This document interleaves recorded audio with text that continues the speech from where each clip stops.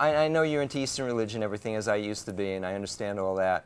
How do you think, and briefly, in 1 or 2 sentences, how do you believe everything began? I believe in creation in the sense of that things are created from what already is. What created them? What created what? Matter? Sure. People, well, actually scientists are still debating about what matter truly is. And I've got another question for you. Define the mind and its purpose.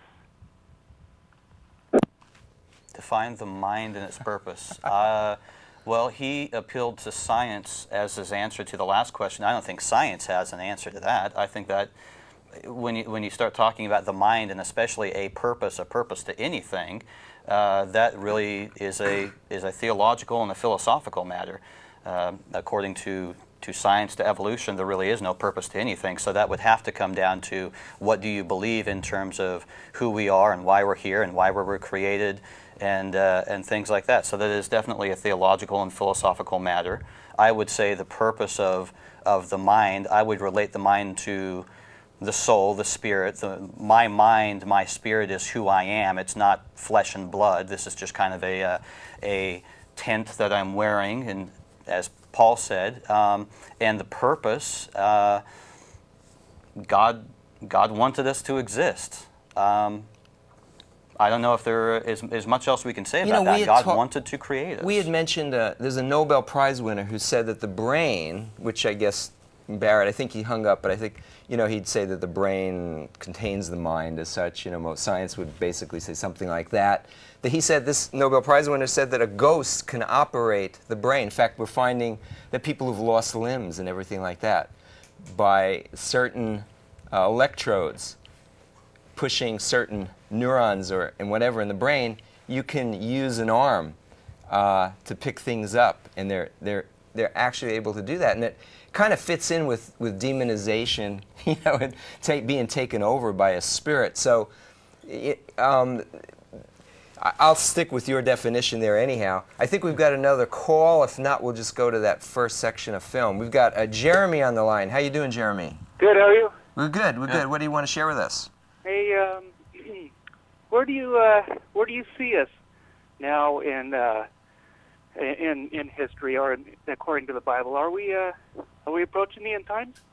Seems to be, but I wouldn't attempt to put a date on it. But Israel had to become a nation again, and Iran had to be allied against Israel, Persia, which it states in Ezekiel chapter 38. So, and those things happen right at the end. So it seems like, yeah.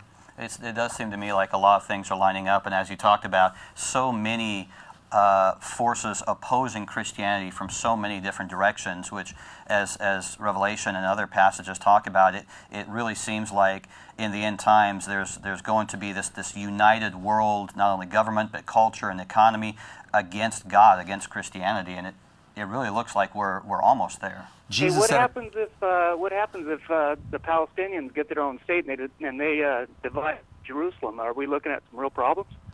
What do you think?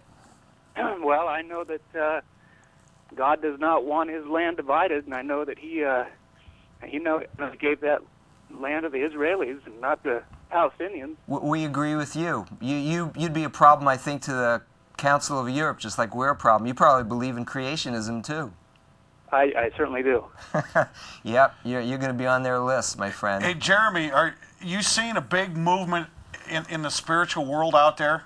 I'm talking about the Oprah Winfrey's, the movie The Shift that's coming up, the apostasy going on in the evangelical church, and I could go on and on and on with all different types of movements, but it seems to really be gathering some steam. Yeah, absolutely, it really, really does. And so that, to me, is like another sign that, yeah, we're probably there. There's a movie out, and I believe it's called The Golden Compass.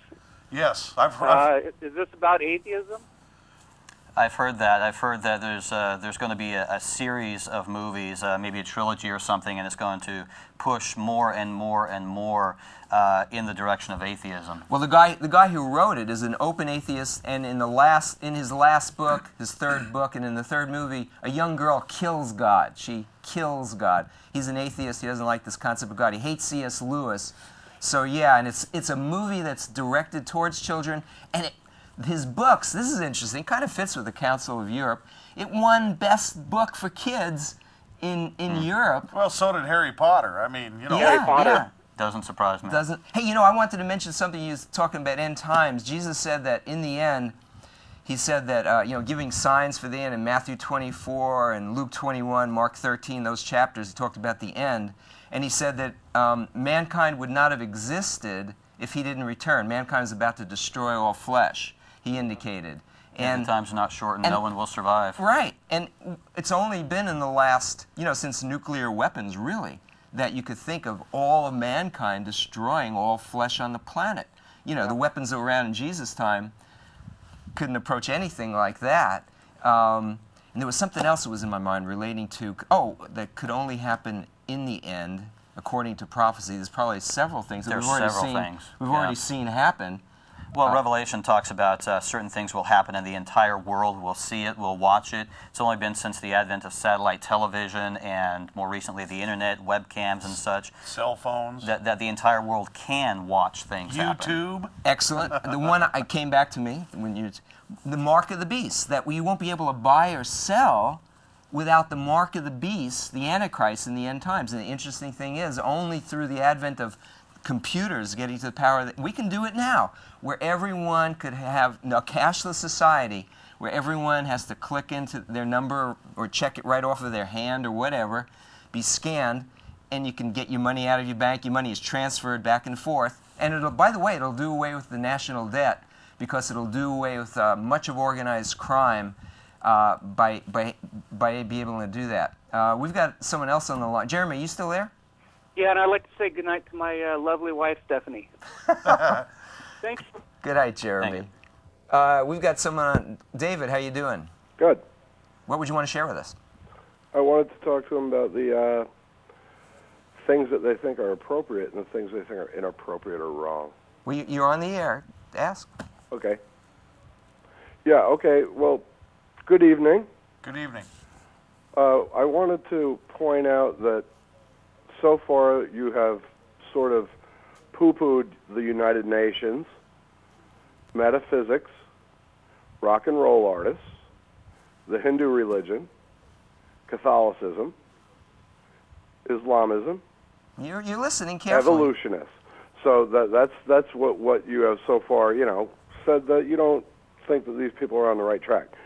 So I have a question for you guys, and I'd kind of like to do a little social experiment, if you don't mind. And that is, I'd like for you all to close your eyes and raise your hands for whether you think the following groups are on the right track or not. Is that something that you're willing to do? Do we need to close our eyes to do that? Oh, Yeah, because I don't want you all to see what the other ones are doing. I'd like to see if you're all on the same page. Well, we're pretty truthful, Well, honest guys. what does it matter if we're not in total agreement about absolutely everything? Because we don't know everything. None of us do. What does that matter? All right, well, then I guess you're not willing to do that, so let's just do it with eyes open. You know, I would do. Would you do that? You know, we'll give you three of them. We'll give you your best three. What's that? I said, do we want to take the time to do this? Well, it won't take long. I mean, I have why like not? Go ahead. You want to do it? I don't Okay, care. yeah, put a few You do. out. We'll give you three, okay? Okay, but make David. them short. Okay, sure, ready, ahead, go. David. Okay. Seventh-day Adventists. No, you want a hand Raise your to- hands if you think they're on the right track or if you think they're on the wrong. Okay, up means they're right. Or raise your hand How if about you're on the Presbyterian? right track. Hey, let me just stop with that one. I don't think there's that fits in there are pluses and minuses with. There are many brothers and Well, sisters you were willing to name the other ones as I don't being think off it's a track, right or so wrong. I'm Well, wanting that's to know if you there. would think- Yeah, that's true, because some of them are shut and closed cases in our minds. But Seventh-day Adventism is a little more mixed. The thing is about, Mormon. are they on the right track? Yeah. No. Third Methodists. one. What? Methodists. Yeah. That's a good question. Jehovah's See, the Witnesses. reason Methodists, you know, Methodists, some are believers, Many are not. Well, the thing it's is, a very liberal church the thing right now. is, David. You guys are really getting flustered here. No, we're not. No, we're not. David, the Come thing on, is, let's go with this. the groups you're bringing up